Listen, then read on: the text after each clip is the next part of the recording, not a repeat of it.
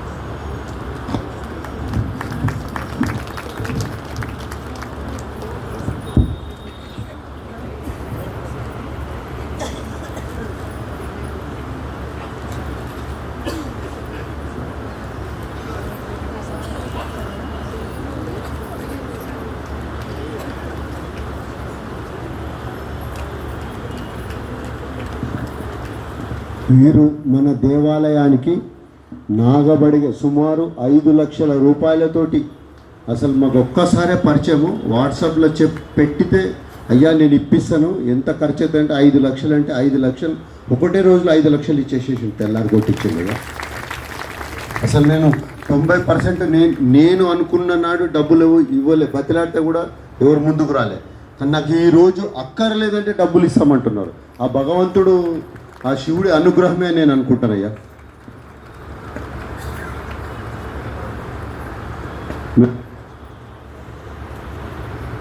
మేము యాక్చువల్గా మామూలు వినాయకుడిని పెట్టాలనుకున్నాము. మరకత వినాయకుడిని పెట్టాలని ఒకరోజు అనుకొని పెట్టి వాట్సాప్లో పెట్టిన తెల్లారే 5 లక్షల రూపాయలు. మాకు అసలు ముఖం కూడా పరిచయం లేదు అతనిది. ఇక్కడనే ఉన్నాడు సభలో. 5 లక్షల రూపాయలు ఇచ్చిండు. మరకత వినాయకుడిని మనం పెట్టేది ప్లస్ నాయనార్లు. మేము ఈ కొత్త కాన్సెప్ట్ మనకు మా పడిశాల సుజాత గారు మా కూతురు లాగా నేనైతే అలానే భావిస్తాను. అయ్యా ఇట్లా పెడదాము, ఇట్లా ఉంటుంది, ఓకే డన్ అని 63 మంది నాయనార్లను తీసుకుని 63 మందినే తీసుకున్నాం. కాకపోతే వేరే వాళ్ళు ఇచ్చారు డబ్బులు, మేము ఏ పేర్లు పెట్టాము. అయ్యా మీ పేర్లు పెట్టకుండా మాకు డబ్బులు ఇస్తామని ఇచ్చారు. అంటే భగవంతుడు సాక్షాత్తు, నేను అదే అనుకుంటాను, ఈశ్వరుడు మా గురువుగారి ద్వారా మాకు ఆశీర్వాదాలు ఇచ్చి కాశీలో ఒక గుర్తింపు తెస్తుండంటే నాకు గుర్తింపు అక్కర్లేదు. కానీ కాశీ రుద్రుడు అని చెప్పినాక ఆ భగవంతుడు కాశీలో నేను రుద్రుడిగా వెళ్ళిపోవాలి. నా మనసులో నా తపన అది. ఒక సెకండ్కు తరిస్తున్నాను. ఎప్పుడు నేను మా గురువుగారు ఇచ్చిండు, రుద్రుడు ఒక కాశీ కదలకుండా ఉంటే రుద్రుడు అయిపోతాడు అని చెప్పిన నుండి నేను సెకండ్ ఆలోచిస్తున్నాను. ఆ భగవంతుడు ఆ గురువుగారు రూపకంగా నాకు చెప్పించాడు. ఆ ఆజ్ఞ కూడా అతి త్వరలో వస్తుందని నేను ఆ భగవంతుడిని ప్రార్థిస్తున్న గురుగారి పాదాలను మొక్కుకుంటూ తదుపరి మా సంఘ సభ్యులు మా సేవా సమితి వారందరూ సన్మానించుకుంటారు.